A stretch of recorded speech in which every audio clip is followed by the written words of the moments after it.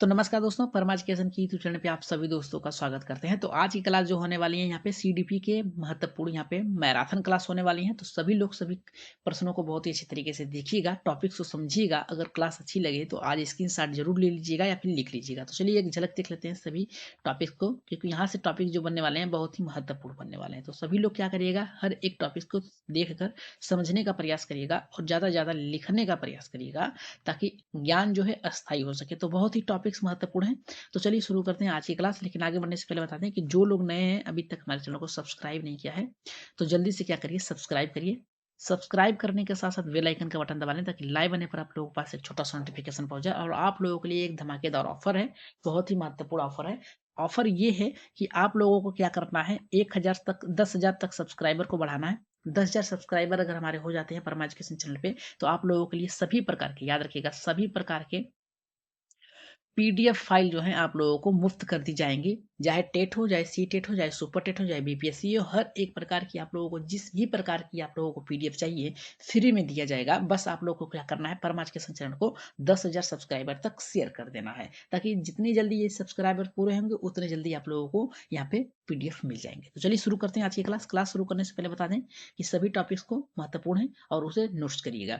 तो पहला हमारा यहाँ पे कह रहा है कि विकास की अवधारणा है। विकास की अवधारणा के अंतर्गत हम जानेंगे विकास क्या होता है। ठीक, तो यहाँ पे देखिए हमारा कह रहा है कि विकास एक क्रमिक परिवर्तनों की श्रृंखला है। क्रमिक मतलब लगातार चलने वाली एक प्रक्रिया है, जिसके फलस्वरूप यहाँ पे व्यक्ति के नवीन योग्यताएं और विशेषताएं हासिल कर लेता है। विकास की अवधारणा में विकास क्या होता है, तो विकास एक क्रमिक परिवर्तनों की श्रृंखला है। परिवर्तन मतलब बदलने वाली एक श्रृंखला है, जिसमें क्या होता है, आप जैसे क्या है, किसी भी चीज को जाते जाते भी सीख सकते हैं या फिर कहीं भी सीख सकते हैं, तो वो विकास है। विकास लगातार चलता रहता है। विकास दो प्रकार के होते हैं, वृद्धि और एक विकास होता है। तो जिसके फलस्वरूप व्यक्ति नवीन योग्यताओं को हासिल कर लेता है और आगे बढ़ जाता है अपने जीवन में। चलिए आगे बढ़ते हैं नेक्स्ट टॉपिक्स पे। नेक्स्ट टॉपिक हमारा बहुत ही महत्वपूर्ण है। नेक्स्ट हमारा कह रहा है कि विकास और वृद्धि में अंतर क्या होता है। तो वृद्धि क्या होती है और विकास, सबसे पहले तो यही जानना जरूरी होता है कि वृद्धि अगर प्रश्न बनता है और विकास दोनों आता है, तो आप कैसे पता करेंगे कि कौन विकास है और कौन सब वृद्धि के अंतर्गत आता है। तो पहला हमारे यहाँ पे कह रहा है कुछ समय बाद रुक जाती है। वृद्धि जो होती है कुछ समय बाद रुक जाती है, और विकास जो होता है आजीवन चलता रहता है। वृद्धि की बात किया जाए तो वृद्धि आपकी बाहरी बाहरी होती है, और विकास जो होता है आपका आंतरिक होता है। जिस प्रकार से एक व्यक्ति है, व्यक्ति अगर उसकी, आप देख रहे हैं उसकी हाइट देख रहे हैं, लंबाई देख रहे हैं, वो बाहरी है। ठीक है, जो आप देख सकते हैं वो आपकी वृद्धि है, और जो आप नहीं देख सकते हो वो आपका विकास है। जैसे आप चलते चलते भी कुछ ना कुछ सीख सकते हैं, कहीं से भी सीख सकते हैं, तो वो क्या होता है, विकास होता है। तो विकास आजीवन चलता चलता रहता है। दूसरा करा है मूर्त होता है। मूर्त का मतलब होता है कोई पेड़ है, पेड़ को आप देखकर उस पे विचार कर रहे हैं, उस पे तर्क दे रहे हैं अपना, तो ये मूर्त है, यानी देख कर उस पे विचार देना। अमूर्त है, जिसे आप देख ना सकें लेकिन उस पे विचार कर सकें। जैसे आप यहाँ से बाहरी कंट्री में नहीं जा सकते, लेकिन उस कंट्री के बारे में आप विचार करते हैं, तो वो क्या है, आपका अमूर्त है। लेकिन आपके शहर में आप उसी जगह में हैं और उसी पे देख कर विचार करें, तो आपका मूर्त हो जाएगा। यहाँ पे तीसरा करा कि सिर्फ शारीरिक होती है। सिर्फ शारीरिक वृद्धि जो होती है आप बाहरी होती है, यानी जिसे देख सके, शारीरिक होती है। विकास और वृद्धि में अंतर पूछिए, अगर शारीरिक करा है तो आप जान लीजिएगा वो वृद्धि है। और तीसरा कहा कि यहाँ पे विकास के अंतर्गत अत्यंत व्यापक होता है। व्यापक का मतलब एक महत्वपूर्ण पहलू होता है। और चौथा कहा कि मात्रात्मक होती है। मात्रात्मक का मतलब होता है जो समय के समय आप देखें कि वो कितनी बढ़ रही है। और यहाँ पे क्या कहा है, चौथा कि मात्रात्मक गुणात्मक दोनों होता है। याद रखिएगा, कहीं कहीं आपको अगर वृद्धि के बारे में केवल पूछता है, तो वृद्धि जो होती है आपकी क्या होती है, मात्रात्मक होती है। लेकिन विकास जो होता है मात्रात्मक गुणात्मक दोनों होता है। आगे बढ़ते हैं यहाँ पे। नेक्स्ट टॉपिक हमारा है दिशा निश्चित नहीं होती, यानी किसी भी तरीके की तरफ आप बढ़ सकते हैं। और यहाँ पे पांचवा करा है दिशा निश्चित होती है। आपका जैसे मान लीजिए आपको कुछ सीखना है, क्या करना है, सीखना है, तो आप उस पे क्या करेंगे, एक लक्ष्य बनाएंगे, तो वो उसकी दिशा निश्चित है कि हमको ये कार्य करना है। लेकिन यहाँ पे जो दिशा निश्चित नहीं हो सकती, कभी कभी देखते हैं किसी बालक का हाथ ही बढ़ जाता है, एक पैर ही बढ़ जाता है, तो वो क्या होता है कि इसकी दिशा निश्चित नहीं, किसी भी तरीके किसी भी तरफ जा सकता है। लेकिन जो विकास होता है एक निश्चित होता है, जो उस कार्य के लिए आप सीखेंगे वही कार्य आपको होगा। नेक्स्ट टॉपिक आपका हमारा है, देखिए यहाँ पे कह रहा है विकास के 15 महत्वपूर्ण सिद्धांत। तो 15 महत्वपूर्ण सिद्धांत कौन कौन से हैं, तो पहला हमारा कह रहा है व्यक्तित्व भिन्नता का सिद्धांत।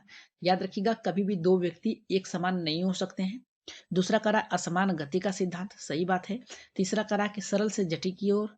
और चौथा करा है कि अंतर संबंध का सिद्धांत, पांचवा करा है निरंतरता का सिद्धांत, छठा करा है कि शीर्षगामी सिद्धांत और सातवां करा है कि अधोगामी सिद्धांत।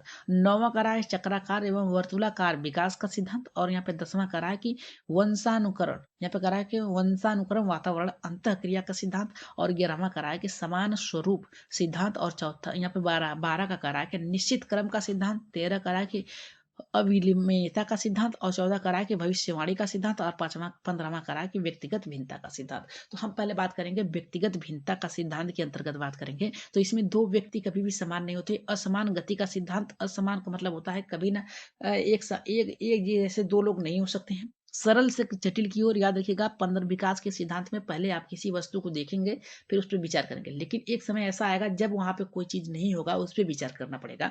यानी कह रहा है कि किसी पेड़ को दिखाकर उस पर विचार करना, फिर इसके पेड़ टहनियों को बताना। अंत संबंध का सिद्धांत यानी दो व्यक्तियों के बीच में गुणों की सिद्धांत बताना बातों को। निरंतरता का सिद्धांत यानी लगातार आप सीखते रहते हैं या फिर चलते रहते हैं। और शीर्षगामी यानी शीर्षगामी मतलब जो विकास होता है शीर्ष से पैर की तरफ आता है। अधोगामी सिद्धांत यहाँ प्रोक्सिमो, यहाँ पे कह रहा है कि यहाँ पे कह रहा है कि डिस्टेल की बात कर रहा है। और यहाँ पे 9वां करा चक्राकार, चक्रा का मतलब होता है घूम कर चलता रहता है विकास, यानी एक तरफ से घूमता रहता है। और वंशानुक्रम वातावरण अंतःक्रिया का सिद्धांत मतलब इसमें करा है कि आपके जो माता पिता है उसके उनसे गुण कुछ आते हैं जो कि 23 गुण आते हैं। और यहाँ पे 11 का करा है कि समान प्रतिरूप का सिद्धांत और 12 का करा है निश्चित क्रम का सिद्धांत। एक आपका सिद्धांत जो ये विकास होता है एक निश्चित क्रम में होता है, अविलोमता का जो कभी न यहाँ पे मिटने वाला। और यहाँ पे 14 का करा है कि भविष्यवाणी का सिद्धांत यानी आपने कह दिया कि हमें ये करना है तो करना ही है, व्यक्तिगत भिन्नता का सिद्धांत। तो आगे बढ़ते हैं नेक्स्ट टॉपिक पे। नेक्स्ट टॉपिक हमारा है विकास निम्नलिखित कारणों को प्रभावित करता है। याद रखिएगा विकास निम्नलिखित कारणों से प्रभावित होता है। कौन कौन से? पहला है लिंग, दूसरा आयु, तीसरा अधिगम, चौथा करा पोषण, चौथा पांचवा करा है कि वंशानुक्रम, छठा करा वातावरण और सातवां करा है कि यहाँ पे प्रजाति से, और नौवां करा है हमारा संस्कृति, और 10वां करा है कि यहाँ पे शिक्षा, और 11वां करा है कि विद्यालय, और 12वां करा है कि शिक्षक से।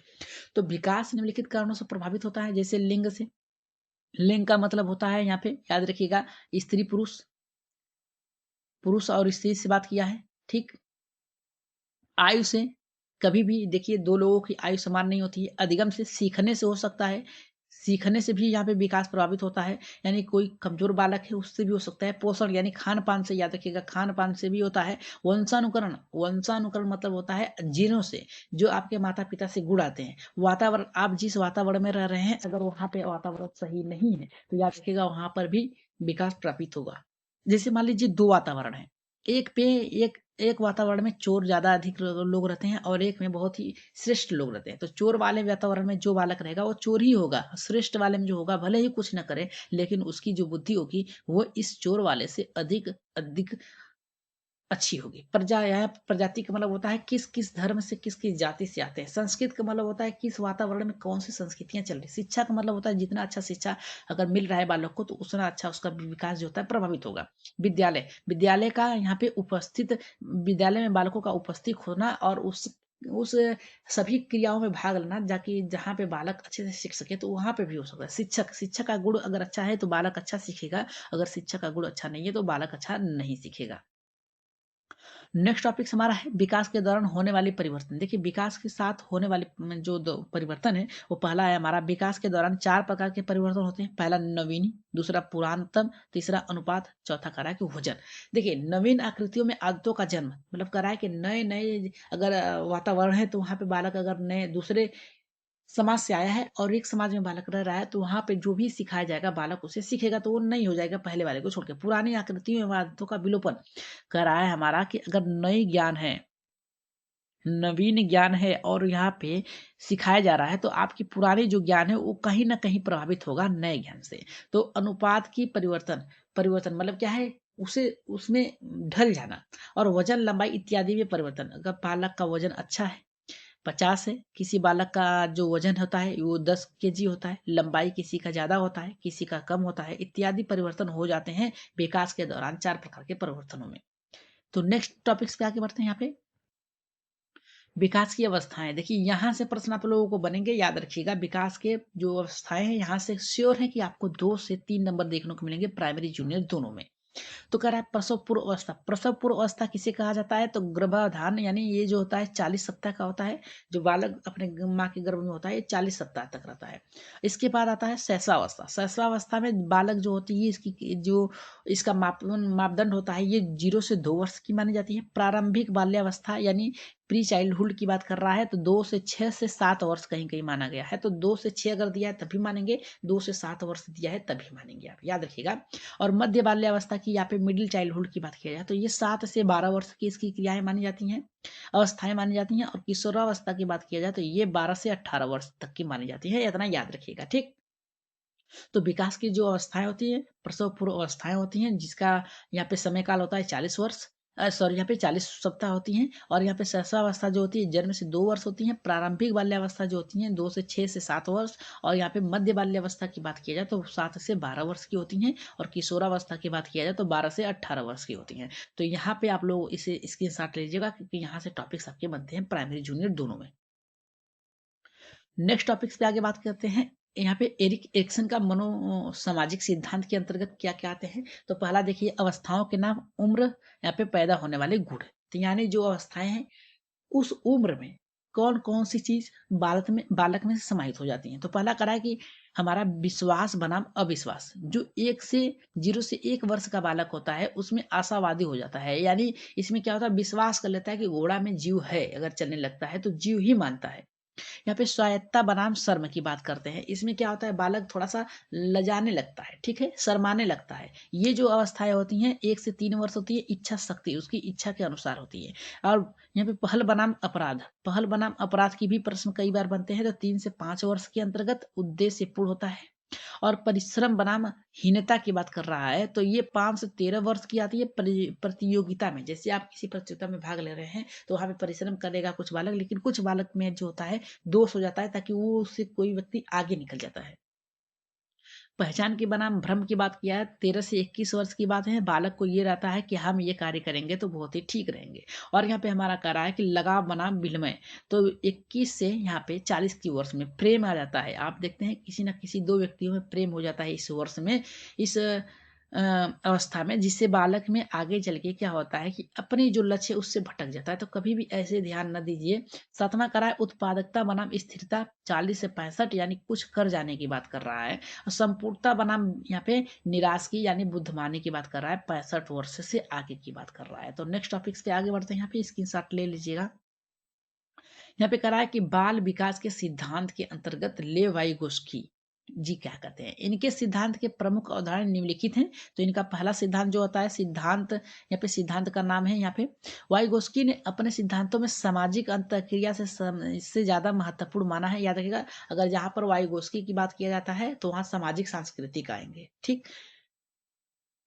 इसलिए इनके सिद्धांत में निम्नलिखित नामों को जाना जाता है। तो सामाजिक सांस्कृतिक विकास का सिद्धांत, दूसरा सामाजिक संरचना का सिद्धांत, सामाजिक यहाँ पे संज्ञानात्मक। जहां पर भी अगर आप लोगों देखिए की पॉइंट है, जहां पर भी आप लोगों को सामाजिक नजर आए तो वहां पे जान लीजिएगा यहाँ पे लेव वाइगोस्की से संबंधित है। लेव वाइगोस्की के अंतर्गत जो आता है हमारा, याद रखिएगा, इनके अंतर्गत सामाजिक संरचना का सांस्कृतिक का सिद्धांत, सामाजिक संरचना का सिद्धांत, सामाजिक संज्ञानात्मक, ये तीनों ही क्या है, याद रखिएगा, ये तीनों ही ये जो है सिद्धांत ये लेवाइगोस्की के अंतर्गत आते हैं।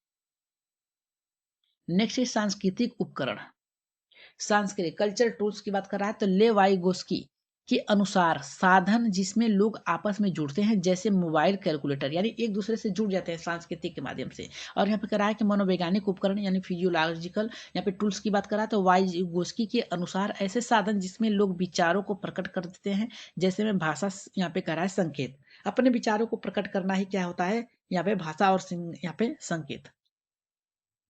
नेक्स्ट पॉइंट यहाँ पे हमारा है प्रिंटिंग फिगर एवं कंसेप्ट की बात कर रहा है। तो यहाँ पे कह रहा है कि वाइगोस्की के अनुसार बच्चे भाषा सीखने के शुरुआती दौर में वस्तुओं की तरफ उंगलियों का इशारा करते हैं, जैसे हम कर सकते हैं 0 से 2 वर्ष। यहाँ पे इंद्रजनित गामक अवस्था के शैशवावस्था की बात कर सकते हैं। शैशवावस्था में बालक को कुछ भी चाहिए तो क्या करता है, अपने ज्ञान इंद्रियों का प्रयोग करके मांगता है, हाथ पैर फेंकता है, ठीक। नेक्स्ट टॉपिक से हमारा यहाँ पे लेवाइगोस्की से, याद रखिएगा, तो यहाँ पे ज्यादा ज्ञानी होना, यमओके, याद रखिएगा, यहाँ से आपके 2 प्रश्न बनेंगे, चाहे प्राइमरी हो चाहे जूनियर, प्राइमरी जूनियर दोनों में, ठीक है।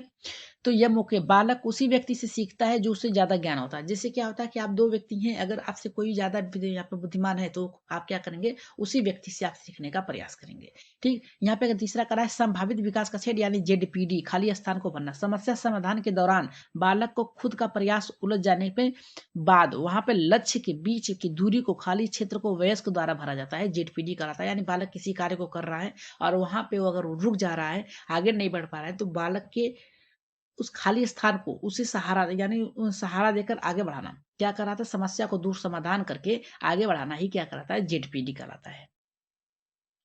आगे बढ़ते हैं। यहाँ पे टॉपिक्स आपका बहुत ही मस्त है, याद रखिएगा, स्क्रीनशॉट लेते चलिएगा। कह रहा कि इसके फोल्डिंग, ढांचा निर्माण, फाड़, पॉइंट, मचाना। ठीक है, मचान की बात कर रहा है, तो इसके फोल्डिंग की बात कर रहा है, ढांचा निर्माण की बात कर रहा है, पहाड़ी की बात कर रहा है, पॉइंट की, ये चारों आपके ऑप्शन में कहीं आए, 1 2 3 4 5 पॉइंट अगर आए तो याद रखिएगा ये स्केल फोल्डिंग ढांचा का है। इस समस्या देखिए, इसके अंतर्गत समस्या समाधान के दौरान वयस्क द्वारा दी गई शुरुआत में ही याद रखिएगा, इसके फोल्डिंग ढांचा पहाड़ निर्माण, इसमें शुरुआत में ही, शुरुआती क्रम में ही याद रखिएगा, शुरुआती क्रम में ही क्या करना है, सहारा देना है, जिससे बालक सीखने के साथ यहाँ पे घटती रहती है। इशारा, इशारा जो सीखने के साथ घट जाती है अर्थात अस्थायी होती है। जैसे में बालक में उंगली पकड़कर चलना सीखना, या किसी बालक को साइकिल चलाना। जैसे कोई बालक अगर साइकिल चला रहा है, कैंची चला रहा है, साइकिल चलाते चलाते वो बाइक चलाने लगता है, तो ये क्या होता है, इसके फोल्डिंग यानी ढांचा निर्माण आ जाता है, पाड़ आ जाता है। ठीक, नोट अगर बात किया जाए तो यहाँ पे इंपॉर्टेंट नोट है, यहाँ पे याद रखिएगा सभी लोग। तो नोट में कह रहा है कि सहारा देना, पाड़, इसके फोल्डिंग के अंतर्गत सहारा लेना होता है, समीपस्थ विकास का क्षेत्र, जिसके अंतर्गत हम कर सकते हैं ZP, zone of proxy level. ठीक, डेवलपमेंट। तो राइट आंसर, सॉरी यहाँ पे राइट नहीं, यहाँ पे जो भी है आप लोगों ने सीखा है बहुत ही अच्छी तरीके से इसको याद करिएगा और नोट्स बनाते चलिएगा सभी लोग। अगला टॉपिक हमारा है व्यक्तिगत वार्ता। व्यक्तिगत वार्ता की बात अगर किया जाए तो यहाँ पे व्यक्तिगत वार्ता और निजी वार्ता की बात किया है, तो बच्चे खुद से बात करके कार्यों को योजना बनाते हैं, बच्चे खुद से कार्य करते हैं, याद रखिएगा अगर टॉपिक्स में बनता है। और इसे वाइगोस्की निजी वार्ता मानते हैं, खुद से बात करना निजी वार्ता के अंतर्गत आएगा। इस प्रक्रिया के दौरान स्वनियंत्रणता यानी सेल्फ रेगुलेटरी आ जाती है, यानी आपसे खुद से बात करेगा, खुद से उस कार्य को करेगा और जल्दी ही अपने लक्ष्यों को प्राप्त कर लेता है। व्यक्तिगत वार्ता कह सकते हैं या फिर निजी वार्ता कह सकते हैं। नेक्स्ट टॉपिक की बात अगर करें हम लोग, आज की क्लास थोड़ी लंबी होने वाली, धैर्य बनाए रहें और सभी लोगों को पीडीएफ मिलेगा। अगर यहाँ पे 10 के अगर हमारे सब्सक्राइबर पहुंच जाते हैं, सभी लोगों को मुफ्त में यहाँ पे दी जाएगा, तो ज़्यादा से ज़्यादा शेयर करिएगा। तो हमारा देखिए छठा करा भाषा विचार की पहल। तो शुरुआती 2 वर्ष में बालक में भाषा और विचार आ जाते हैं, याद रखिएगा, और अलग अलग होते हुए भी फिर भी भाषा विचार पर हावी हो जाता है, याद रखिएगा। लेवाइगोस्की जी कहते हैं कि जो जो बालक में है पहले भाषा आता है फिर विचार आता है।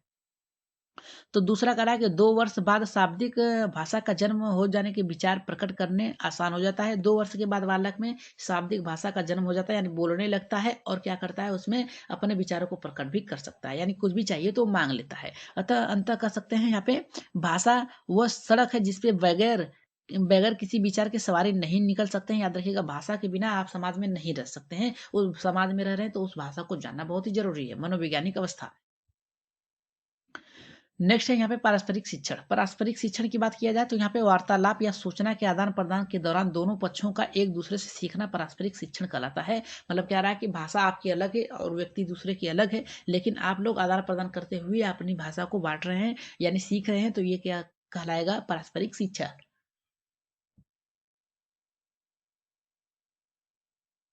अगर हम बात करें यहाँ पे राम का श्याम को हिंदी सिखाना, राम का श्याम को हिंदी सिखाना, गणित सिखाना, यानी कह रहा है कि राम हिंदी सिखा रहा है और श्याम गणित सिखा रहा है, तो ये शिक्षा का आदान प्रदान होगा और पारस्परिक शिक्षण होगी। वाइगोस्की की यहाँ पे स्पेशल यानी वाइगोस्की से अगर संबंधित प्रश्न बन रहे हैं तो क्या आपको ढूंढना है, तो पहला हमारा कह रहा है कि बच्चे अपने समवयस्कों के साथ अंतःक्रिया करके सीखते हैं। इतना टॉपिक्स आप लोगों को याद रखिएगा, ये नेक्स्ट हमारा यहाँ पे महत्वपूर्ण है। और दूसरा हमारा कह रहा है वाइगोस्की के पारस्परिक शिक्षण समूह वार्तालाप, वार्तालाप की अगर बात किया जाए तो ये भी महत्वपूर्ण है, आपको खोजना है, मिल जाएगा। यहाँ पे वाइगोस्की से बच्चे समवयस्कों द्वारा बिना अनुभव किए सीख लेते हैं, यानी अपने जो याद रखिएगा वयस्कों के द्वारा यानी अपने से बड़ों के साथ क्या करते हैं, सीखते हैं अंतःक्रिया करते हैं। वाइगोस्की ने वार्तालाप अंतःक्रिया ज्ञान को निर्मित करने की आंतरिकरण कहा है। और यहाँ पे पांचवा कहा है कि ग्लोब, नक्शे, कैलकुलेटर आदि वाइगोस्की ने सांस्कृतिक बताया है। याद रखिएगा, जहां पर भी नक्शे की बात किया जाए, ग्लोब की बात किया जाए, कैलकुलेटर की बात किया जाए, वाइगोस्की ने इसे सांस्कृतिक बताया। सांस्कृतिक के अंतर्गत अगर ग्लोब, नक्शे, कैलकुलेटर आदि आते हैं तो ये वाइगोस्की के सांस्कृतिक सिद्धांत के अंतर्गत आएंगे। नेक्स्ट टॉपिक हमारा है जीन पियाजे से। जीन पियाजे से भी प्रश्न आपके बनते हैं, बहुत ही बनते हैं प्रश्न, याद रखिएगा। तो ये बहुत ही महत्वपूर्ण है, इसे आप लगा लीजिएगा। ठीक, तो नेक्स्ट कर रहा है हमारा जीन पियाजे के बारे में कुछ जानने के से पहले हम कुछ शब्दों का मतलब जान लेते हैं। स्कीम से आएगा। स्कीम से आपका जीन पियाजे से किसी कार्य को करने का सही क्रम, योजना बनाना ही आपका स्कीमा होता है।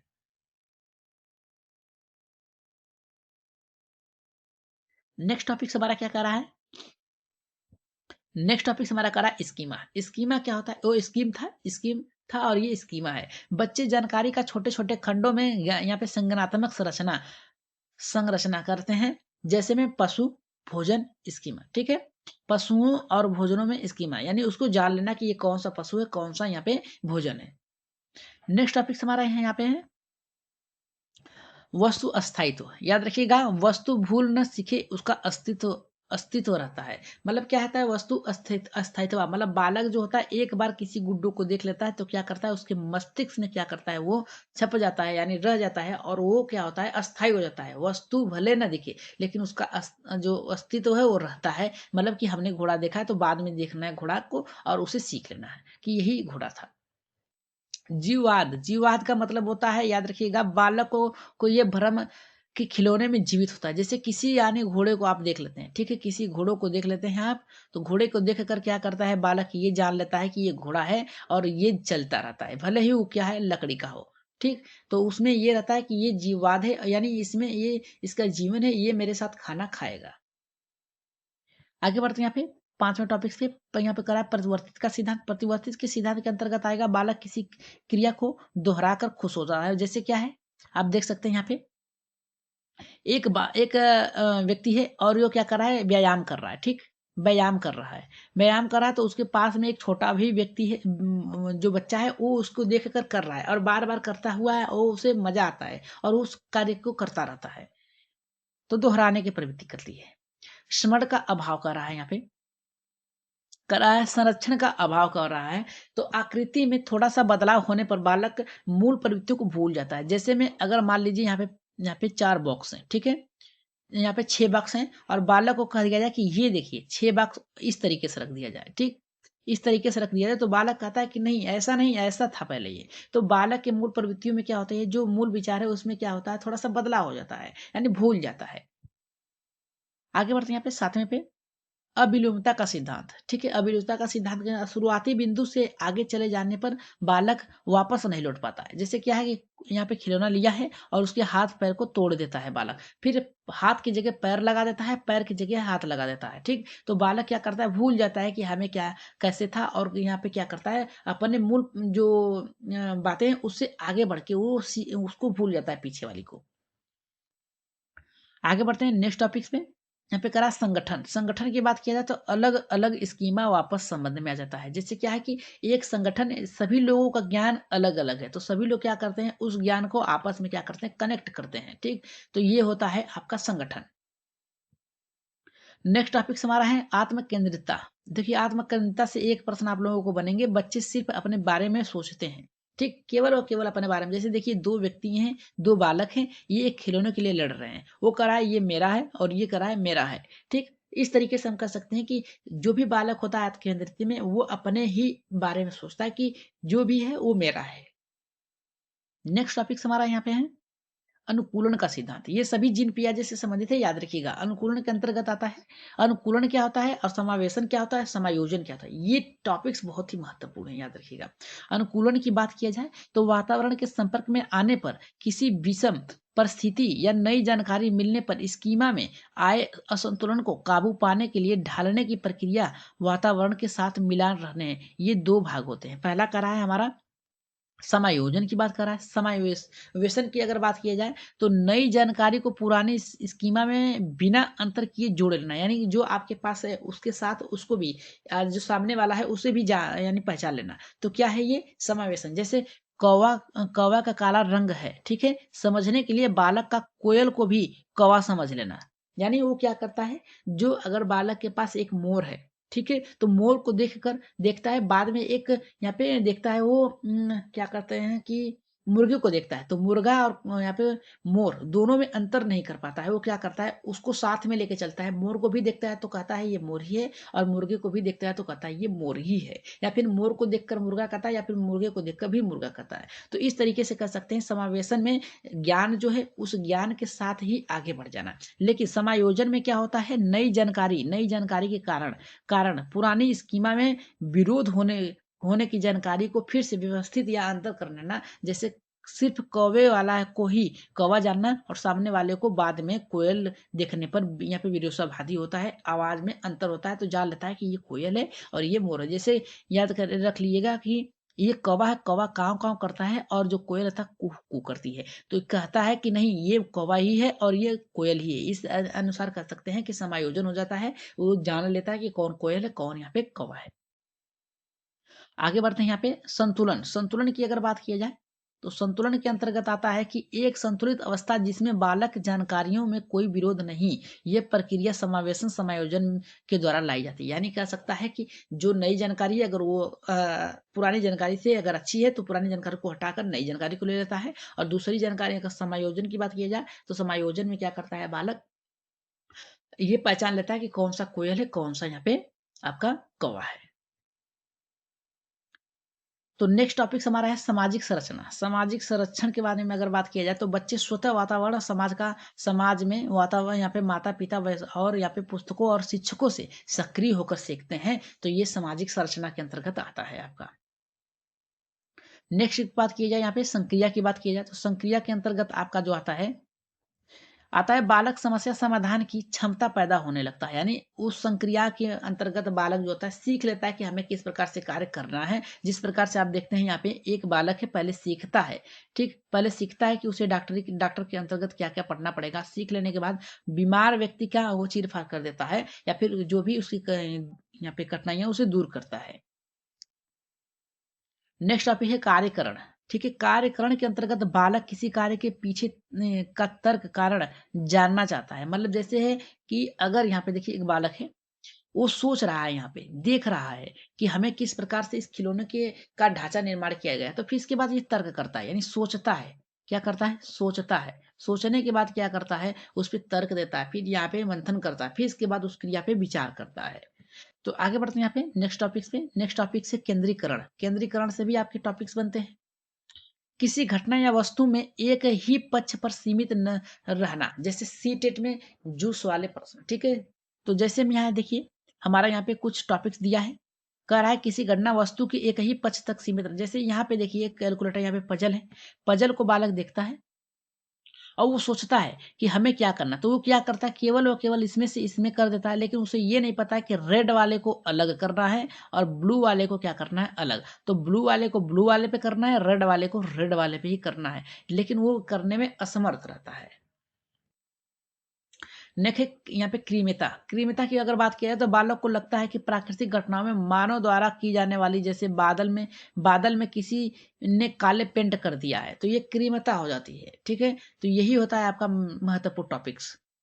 तो ये लास्ट आपका है आज, देख लीजिए। फिर इसके बाद अगला क्लास जो है नेक्स्ट आगे यहीं से बढ़ा जाएगा। तो संपर्क यहाँ पे करा है कि सकर्मक अनुमान। सकर्मक अनुमान का मतलब होता है पूर्व ज्ञान के आधार पर लुप्त जानकारी का निकलना। जैसे ए के बाद बी आता है तथा बी के बाद सी आता है, लेकिन सी के बाद ए ही आता है, सी के बाद ए नहीं आता है। तो यही कहता है सकर्मक होता है, यानी एक क्रम में आगे बढ़ना। तो आज की क्लास आप लोगों को कैसी लगी, एक बार कमेंट बॉक्स में अपना राय सुझाव मत जरूर दीजिएगा। तो आज के लिए इतना ही, धन्यवाद। और जल्दी से जल्दी आप लोग क्या करिएगा, 10,000 के यहाँ पे सब्सक्राइबर बढ़ाइएगा और पीडीएफ प्राप्त कर या करिए आप लोग फ्री में, सभी प्रकार के पीडीएफ। तो आज के लिए इतना ही, धन्यवाद।